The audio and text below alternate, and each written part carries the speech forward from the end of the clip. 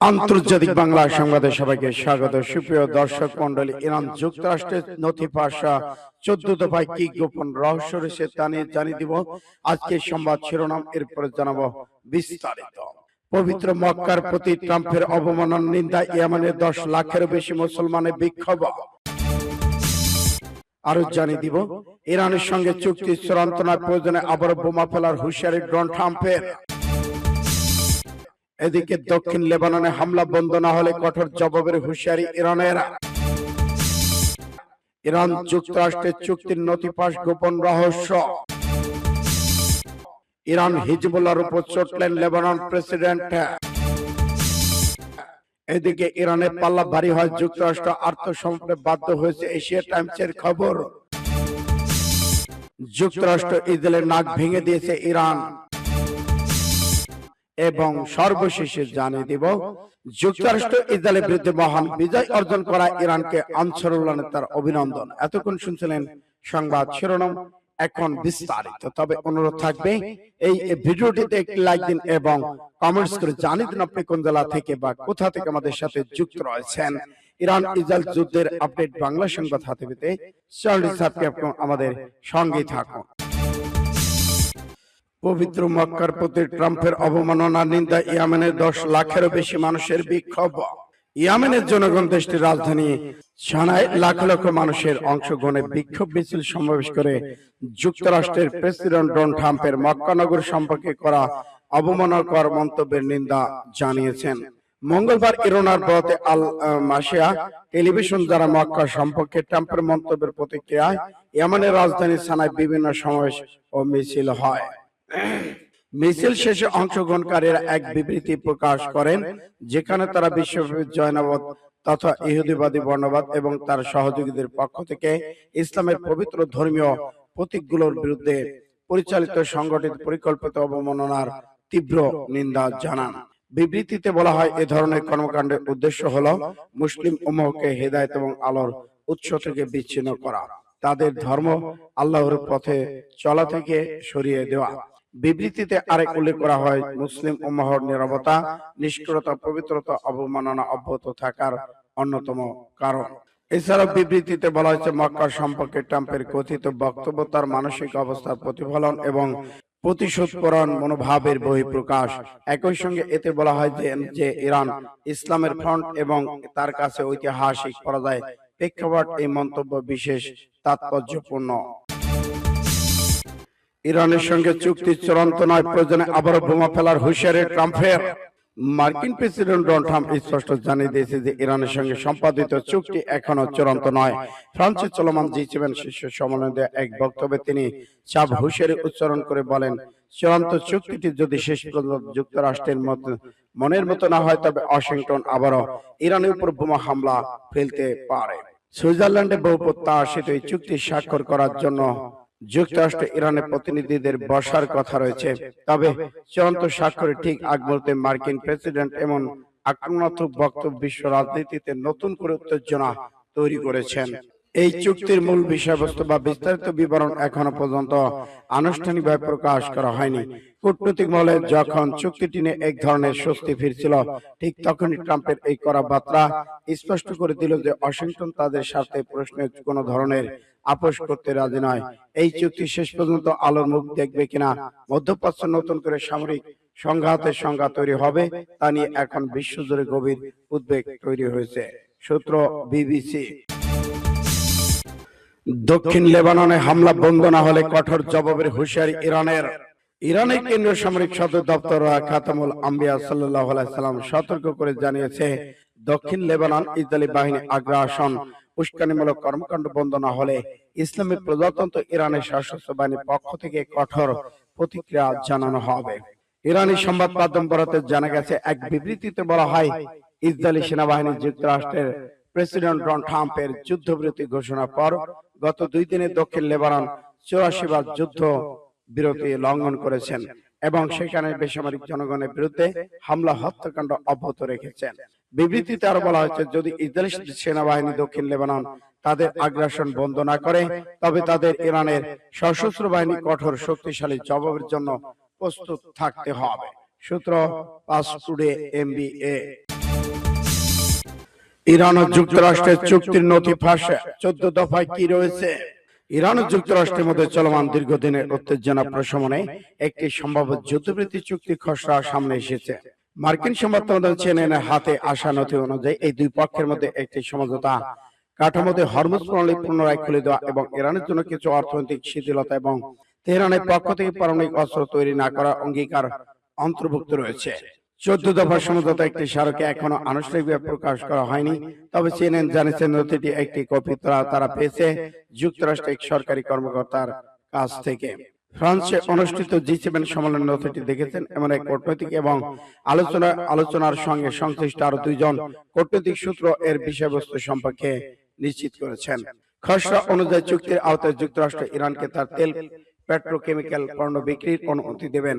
পাশাপাশি পারমাণবিক কর্মসূচি সংক্রান্ত শর্ত পূরণ করলে ইরান ধাপে ধাপে প্রস্তাবিত $300 বিলিয়ন উন্নয়ন তহবিলে প্রবেশাধিকার পেতে পারে। তবে ইরানের উচ্চ সমৃদ্ধ ইউরেনিয়াম কি হবে সে বিষয়ে নথিটি কোনো সুনির্দিষ্ট অন্তর্ভুক্ত নেই।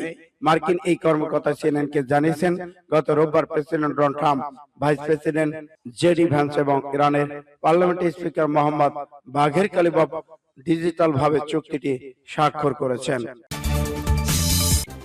ইরান ও হিজবুল্লাহর উপর চটেছেন লেবাননের প্রেসিডেন্ট জোসেফ আল অভিযোগ করেছেন, যুক্তরাষ্ট্রের সঙ্গে চলমান আলোচনায় ইরান লেবাননকে দর কষাকষির হাতিয়ার হিসেবে ব্যবহার করছে, যা গ্রহণযোগ্য নয়। ইরানের সামরিক বাহিনী ইসলামিক রেভলিউশনারি গার্ড কাপসের করা সমালোচনা করে জোসেফ আল বলেন, এটা আপনাদের দেশ নয়, আমাদের দেশ। এটা রক্ষা করা আমাদের দায়িত্ব। আমাদের দেশের বিষয়ে হস্তক্ষেপ করা আপনাদের কাজ নয়। লেবানন প্রেসিডেন্ট বলেন, ইরান সমর্থিত সশস্ত্র গোষ্ঠী হিজবুল্লাহকেও এই বিষয়টি বুঝতে হবে। আউন বলেন, হিজবুল্লাহকে বুঝতে হবে আলোচনার বসা ছাড়া অন্য কোনো পথ নেই। এই সমস্যার সমাধান এবং যা কিছু অবশিষ্ট আছে তা রক্ষা করার একমাত্র উপায় হলো আলোচনা, কূটনীতি। যুক্তরাষ্ট্র ইরানের মধ্যে চলমান আলোচনা লেবাননের সংঘাত এখন আঞ্চলিক সংকট সমাধানে কূটনৈতিক প্রচেষ্টার একটি বড় বাধা হয়ে দাঁড়িয়েছে। তেহরান বলছে, যে কোনো সমঝোতার অংশ হিসেবে লেবানন ইসরায়েলে হামলা বন্ধ করতে হবে। যুক্তরাষ্ট্রের মধ্যস্থতায় গত বুধবার ওয়াশিংটন ত্রিপক্ষীয় এক বৈঠকে শর্ত সাপেক্ষে যুদ্ধবিরতি বাস্তবায়নের সময় ইসরায়েল লেবানন চুক্তি অনুযায়ী যুদ্ধবিরতি পুরোপুরি কার্যকর হওয়ার ইরান সমর্থিত গোষ্ঠী হিজবুল্লাহ হামলা সম্পূর্ণভাবে বন্ধ হওয়ার উপর নির্ভর করছে। সূত্র পাস টুডে। ইরানের পাল্লা ভারী হয়, যুক্তরাষ্ট্র আত্মসমর্পণের পথ বেছে নিয়েছেন এশিয়া টাইমস।